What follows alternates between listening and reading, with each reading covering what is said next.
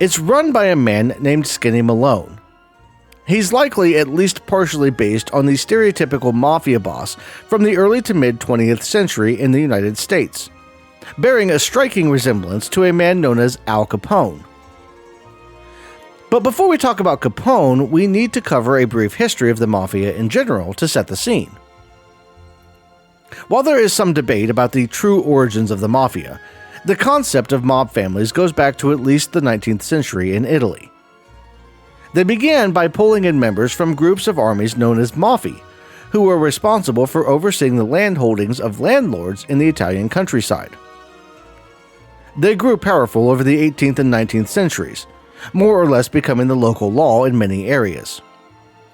They had a strict moral code that included the idea of retribution for crimes being up to the family or individual that the crime was committed against. This code, based on something called omerta, was an obligation that people took seriously to never cooperate with outside authorities during criminal investigations. If you saw something happen and said anything about it, the mafia would make sure that was the last thing you did, because to them, the only people who could seek justice were the victims and their families. By the early 20th century, several groups of individuals had left Italy, mainly fleeing the reign of Mussolini, and settled in places like the United States and countries in South America.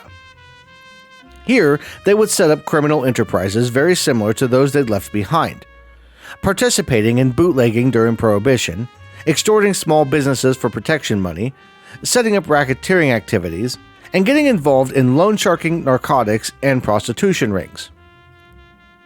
One of those mafia outfits, the Colosimo mob, based in Chicago, Illinois, would wind up becoming a home to a young upstart named Alfonso Capone.